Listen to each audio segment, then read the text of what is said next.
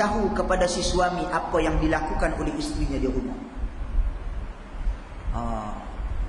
Kemudian lagi antara tanda-tanda kiamat juga apa yang disebut oleh Nabi SAW yang diulas, bahkan yang ditafsirkan dengan pelbagai tafsiran oleh orang sekarang, yaitu tentang Suwaidi' wa Ufaidi', yaitu orang yang mana daripada keturunan Habsyah, orang Habsyah yang mana mereka ini datang, mereka inilah yang akan meroboh Kaabah satu persatu. Orang hitam yang Nabi SAW gambarkan, yang mana pada ketika itu Kaabah dirobohkan selepas orang Arab, kata Nabi SAW, taraku dinahum, mereka meninggalkan agama mereka. Bila orang Arab meninggalkan agama mereka, ini yang akan berlaku, Kaabah akan dirobohkan dan sebagainya.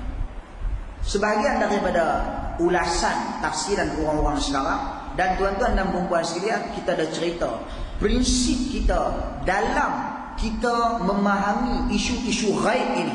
Ini perkara ghaib. Isu-isu ghaib ini, prinsip kita pertama sekali berpegang kepada zahir perkataan Nabi SAW. Nabi kata lagu tu, ciri-ciri dia lagu tu lah. Itu pertama. Kemudian sekiranya datang ulasan, tafsiran dan sebagainya, kita tak mau nak duk kata yang ni bohong ke, yang ni tipu ke. Akan tetapi kita berdiam diri supaya takut-takut kita berkata sesuatu yang tidak benar daripada agama ini. Kerana benda lain, kita tak boleh nak duk reka cipta. Nabi sebut Ufaidi', kemudian Nabi SAW masuk Ufaidi' ni orang yang Suwaidi' wa Ufaidi', orang yang kepala dia botak. Kepala dia botak. Ufaidi' ni kaki dia ni melengkung. Dia berjalan serupa O tu. Kaki dia ni melengkung. Yang mana dia ni, kata Nabi, ka'annani, seolah-olah aku ni ra'aituhul an, aku duk tengok dia lah ni, dia duk cabut, duk bongkar Kaabah satu persatu.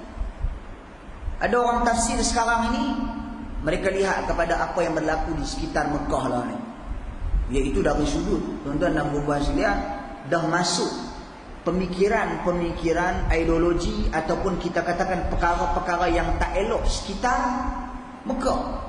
Seperti parabola. Seperti sekarang ni Mekah telah dimajukan.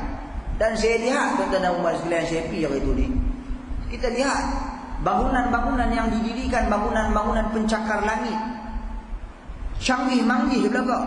Kita masuk dalam tu, kita pakai kemplekat, kita berasa macam, ni aku ni masuk ni serupa masuk Mid Valley je. Jadi kita berasa lain, tak sesuai pakai kemplekat. Kita jaranglah pergi shopping komplek pakai kemplekat. Jadi suasana dah jadi lain. Kemudian sikap perubahan anak-anak muda di sana, sikap mereka, keadaan mereka dengan masalah-masalah gejala sosialnya. Ada sebahagian para orang-orang mutaakhirin ini, mereka menafsirkan ini sebenarnya menunjukkan orang Arab telah meninggalkan agama, dan ini merupakan tanda-tanda kiamat yang digambarkan oleh Nabi. Maka mereka mengatakan bahawasanya kiamat telah dekat. Jadi wallahu a'lam, ini mungkin pandangan mereka. Akan tetapi prinsip kita, tuan-tuan dan perempuan sekalian, hendaklah kita berpegang dengan zahir hadis seperti yang digambarkan oleh Nabi SAW. Begitu juga tentang kemunculan Al-Mahdi. Kemunculan Al-Mahdi. Mahdi macam-macam macam-macam kelompok yang dalam memahami peristiwa Al-Mahdi ini, dia ada macam-macam kelompok. Dia ada kelompok Ahlus Sunnati wal Jamaah, yang mana mereka ada prinsip-prinsip mereka berlandaskan Al-Quran dan hadis-hadis Nabi tentang kemunculan Al-Imam Mahdi. Dia ada kelompok-kelompok Syiah, yang mana i'tiqad mereka Imam Mahdi adalah imam yang ke-12 mereka, Muhammad ibn Al-Hasan Al-Askari Al-Husaini. Kemudian dia ada pula yang anti terus, yang menolak kewujudan Al-Imam Mahdi di akhir zaman kelak. Tak percaya terus. Itu orang-orang yang menolak hadis-hadis yang bersifat ahad. Tolak. Antaranya puak-puak yang tengah masyhur sekarang ni, persatuan-persatuan NGO mereka lah ni duk merebak di Malaysia. Pemikiran-pemikiran mereka merebak di Malaysia sehingga kan terkesan orang-orang kita dengan penulisan mereka, kerana penulis mereka ni profesional tuan-tuan dan puan-puan sekalian, maka menarik minat orang yang membaca. Tulisan-tulisan mereka bersifat global, tidaklah seperti yang digambarkan oleh orang kita. Duk cakap bab ni ya, bab haid nifas ni tak habis-habis, duk cakap bab semayang tak habis-habis. Dia bercakap tentang isu-isu kemanusiaan sekarang ini. Hizbut Tahrir contohnya, Hizbut Tahrir ini membawa pemikiran ideologi yang ditinggalkan oleh Mu'tazilah suatu ketika dahulu, menolak hadis-hadis ahad dalam perbincangan akidah. Kerana hadis-hadis tentang Al-Imam Mahdi ini kebanyakannya datang sifatnya ahad. Adapun beberapa orang masyayikh ulama mutaakhirin ini seperti Fadilatul Syekh Abdul Muhsin Abbad hafizahullah membukukan ataupun mengumpul riwayat-riwayat berkenaan dengan Al-Imam Mahdi, dan beliau membuktikan bahawasanya riwayat-riwayat tentang Al-Imam Mahdi ini dinyatakan oleh lebih daripada 26 orang sahabat. Maka menurut pandangan beliau, riwayat-riwayat tentang Al-Imam Mahdi ini merupakan riwayat yang mutawatir pada maknanya, bukan pada lafaznya.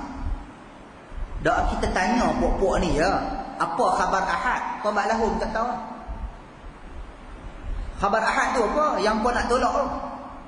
Hampa yang nak tolak tu pun perkataan hampa tu pun ahad dah. Bukan mutawatir. Berapa kerat dan berapa ekor ada yang tolak ni pun. Dia bukannya ramai pun.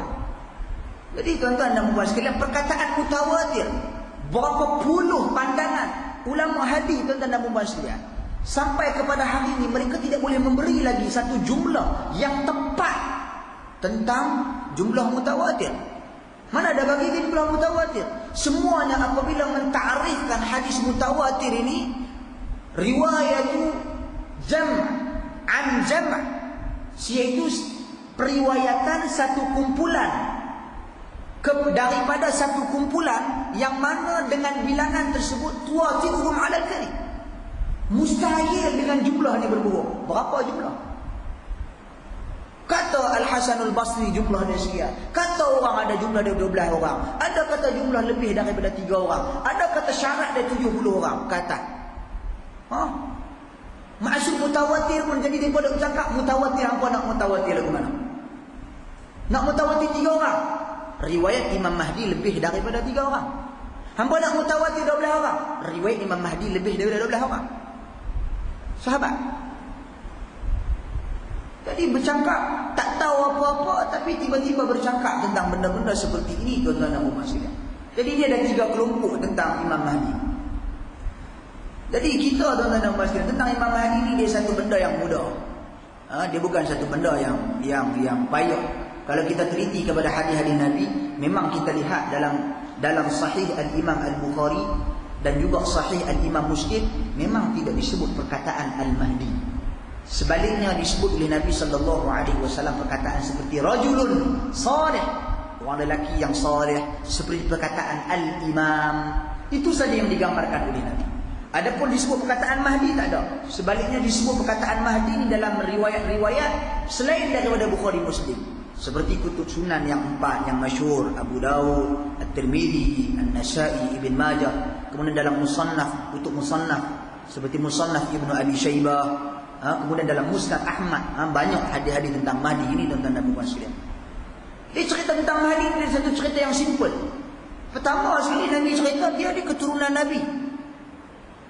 Keturunan Nabi SAW daripada, kalau menurut pandangan Ibnu Al-Arabi Al-Maliki, iaitu daripada jalan Husain. Menurut Ibnu Al-Qayyim ataupun Ibnu Qayyim Al-Jauziyah, menurut pandangan dia daripada jalan Husain, bukan daripada jalan Al-Hasan, bukan daripada jalan Al-Husain. Ini pandangan Al-Imam Ibnu Qayyim. Dia bagi satu hujah dia, iaitu kata beliau, sesungguhnya Al-Hasan ini cucu Nabi SAW, Al-Hasan ni beliau meninggalkan khalifah pemerintahan kerana Allah Subhanahu wa taala, maka akan menggantikan pemerintahan beliau, membawa kebenaran adalah daripada jalan keturunan beliau. Adapun Al-Husain ini